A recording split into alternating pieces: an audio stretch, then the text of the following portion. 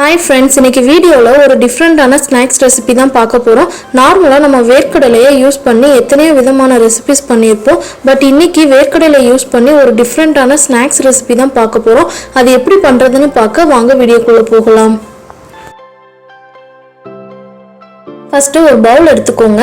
அதுல 1 கப் அளவுக்கு வேர்க்கடலை சேர்த்துக்கலாம். பச்சை வேர்க்கடலை தான் யூஸ் பண்ணணும், வறுத்த வேர்க்கடலை இதுக்கு யூஸ் பண்ணக்கூடாது. அடுத்து இதுல ஒரு முட்டையை உடைச்சு ஊத்திக்கலாம். இப்போ இதை நல்லா மிக்ஸ் பண்ணிக்கணும்.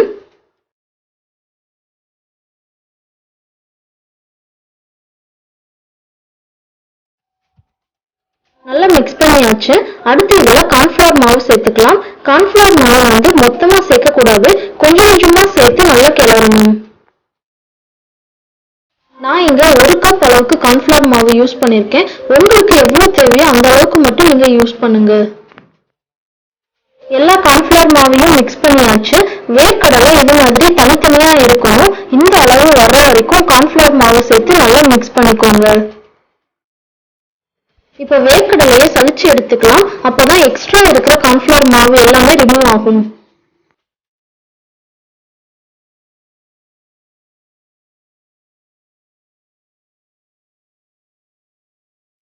எல்லா வேர்க்கடலையும் நல்லா சலிச்சு எடுத்தாச்சு.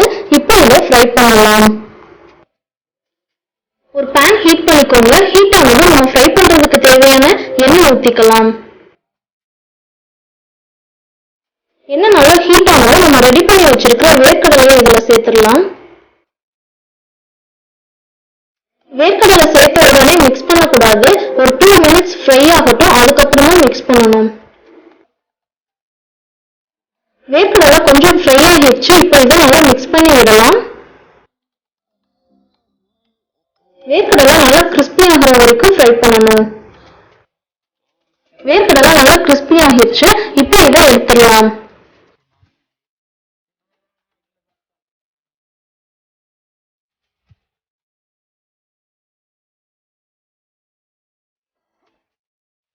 அடுத்து இன்னொரு பேன் எடுத்துக்கோங்க. அதுல 3/4 கப் அளவுக்கு சுகர் சேர்த்துக்கலாம்.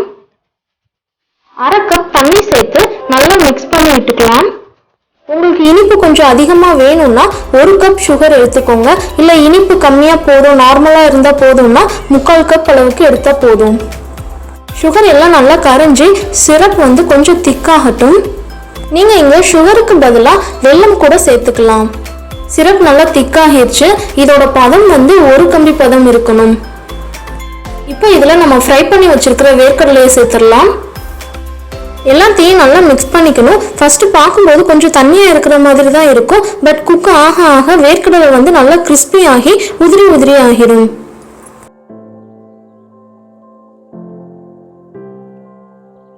பாருங்க, வேர்க்கடலை நல்லா உதிரி உதிரியா இருக்கு. இப்போ இதுல 1 டேபிள் ஸ்பூன் அளவுக்கு எள்ளு சேர்த்துக்கலாம். இது ஆப்ஷனல் தான், உங்களுக்கு வேண்டாம்னா நீங்க சேர்க்க வேண்டாம். எள்ளு சேர்க்கறதுனால நம்ம வேர்க்கடலை சாப்பிடும்போது ஒரு கிறிஸ்பினஸ் இருக்கிற மாதிரி இருக்கும். இப்போ நம்ம ஸ்நாக்ஸ் ரெடி ஆகிடுச்சு. இப்போ ஃப்ளேமை ஆஃப் பண்ணிட்டு இதை கொஞ்சம் நேரம் ஆற விட்டுறலாம். வேர்க்கடலை நல்லா ஆறுனதுக்கு அப்புறம் அதை ஒரு ஏர்டைட் பாக்ஸ்ல ஸ்டோர் பண்ணி வச்சுக்கோங்க. அப்பதான் அதோட கிறிஸ்பினஸ் போகாம இருக்கும்.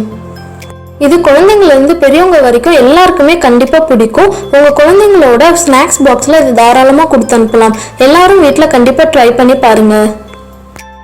இந்த வீடியோ உங்களுக்கு பிடிச்சிருந்துச்சுன்னா மறக்காம லைக் பண்ணுங்க, பிடிக்கலன்னா டிஸ்லைக் பண்ணுங்க.